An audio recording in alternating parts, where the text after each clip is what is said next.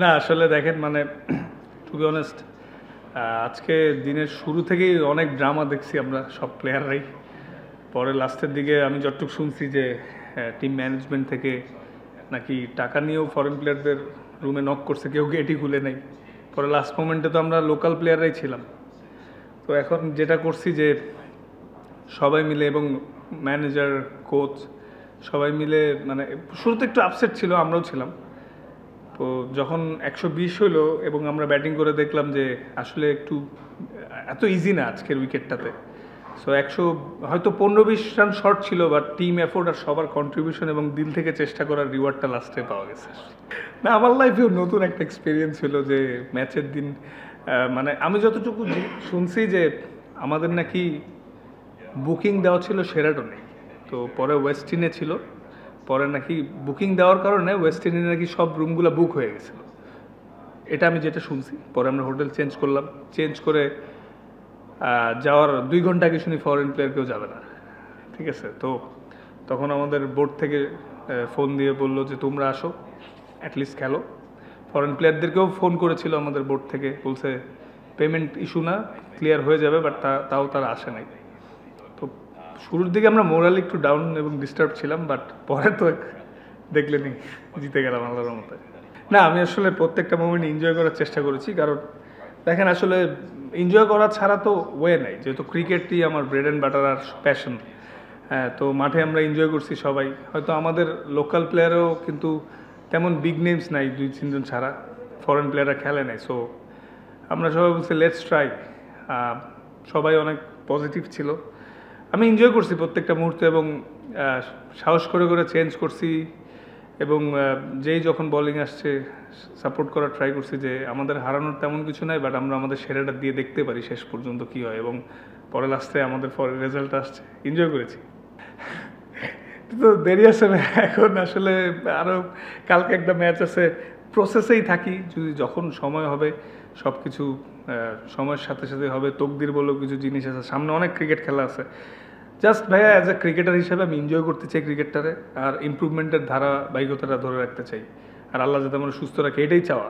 আসলে ওইগুলো নিয়ে এখন তেমন চিন্তা করছি না, যদি সময় আসলে কখন আসলে পরে দেখা যাবে। টু বি অনেস্ট শুধু আমি না ভাইয়া, টিমের কেউই যখন এরকম ঘটে ভালো ফিল করে না। কারণ দিন শেষে আমরা বিপিএল আমাদের সবচেয়ে বড় টুর্নামেন্ট, এই টুর্নামেন্টে আমাদের সবার একটা এক্সপেকটেশন থাকে যে শান্তিপূর্ণ পরিবেশে থেকে খেলবো। কারণ যে পরিমাণ ক্রাউড হচ্ছে সব মিলে আগের তুলনায় জমজমাট বিপিএল হচ্ছে, কিন্তু আনফর্চুনেটলি আমাদের টিমের বিভিন্ন রকম প্রবলেম হয়েছিল।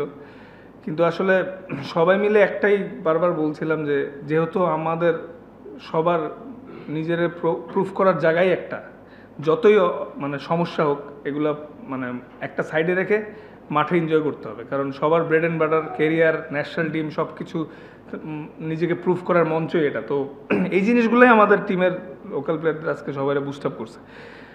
বাট ফিলিংসটা অবশ্যই নাইস তা, কিন্তু এর মধ্যে দিয়ে আমরা চেষ্টা করে যাচ্ছি। হয় নাই, অনেক কিছুই নতুন এক্সপিরিয়েন্স হচ্ছে। আমার মনে হয় এইরকম প্রেশারে এত সমস্যার মধ্যে দিয়ে খেলাটা, এটা আরও ফিউচারে উপকারে আসবে। এত চাপের মধ্যে ভালো খেলতে পারলে সামনে খেলাটা অনেক সহজ হয়ে যায়। না আমরা সবাই যেটা জানি, ভ্যালেন্টাইন গ্রুপের শফিক সাহেব এই টিমের ওনার, এটাই আমরা সবাই এটা জানি। জি এটা কিছুটা আনফর্চুনেট, এই নিয়ে 4টা সিজন ব্যাক টু ব্যাক বড় টিমে খেলার সুযোগ হয়নি, যার কারণে তো এই বছর ড্রাফটে গেলাম। ড্রাফটেই ফার্স্ট পিকই আছে আমাকে পিক করে। তো এখন আসলে যেহেতু আর কয়েকটা ম্যাচ আছে, এগুলো এনজয় করতে চাচ্ছি। মানে আফসোস করলে ভাইয়া, আফসোস করা ছাড়া তো কিছু নাই। বাট নিজের মোটিভেট করতে হয় যে প্রসেসেই থাকি, কিছু করার নেই, জিনিসটা কন্ট্রোলে নেই। হয়তো আল্লাহ চাইলে ভবিষ্যতে বড় টিমরা যদি মনে করে আমি তাদের নেওয়ার মতো প্লেয়ার হয়তো একসময় নেবে। না আসলে দেখেন আমাদেরকেও তো আজকে চেক দেওয়া হয়েছে রেস্ট অফ দ্য 25%, কালকে আমরা প্লেস করব। তো তো ওইটা হইলে আর কি করার, আই হোপ নট কোনো বাউন্স টাউন্স না হোক। হ্যাঁ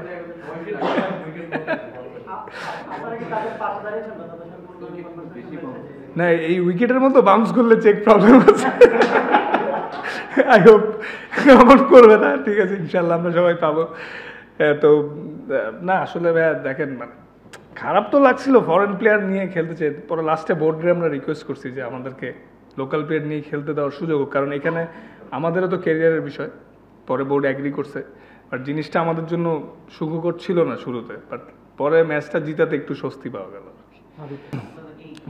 ভাইয়া আসলে তো এখনো হোটেলে যাইনি, তো আই হোপ ম্যানেজমেন্ট যদি তাদেরকে পে করতে পারে এবং তারা যদি আসলে তো আমাদের দলের জন্য ভালো হবে আরও।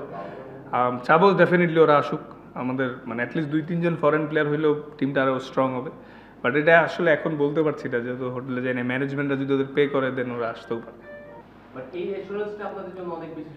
জি জি, আসলে সবাই যখন আমরা অনেক ওয়ারিড ছিলাম তখন ফারুক স্যার ফোন করে আমাদেরকে এটা মানে ইনশিওর করেছে যে টাকা পাইতে দেরি হলেও কোনো প্রবলেম নাই, ক্রিকেট বোর্ড পে করবে, তোমরা সবাই মন দিয়ে খেলো, এটাই। তারপর আমরা একটু স্বস্তি পেয়েছি।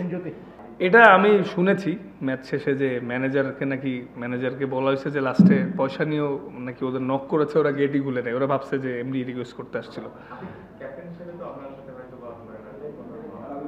আমি গেছিলাম, পরে ওরা বললো যে লুক মানে টাকা না দিলে আমরা যাবো না। বললাম ঠিক আছে, ইয়োর কল। আমি আর কি বলবো, আমি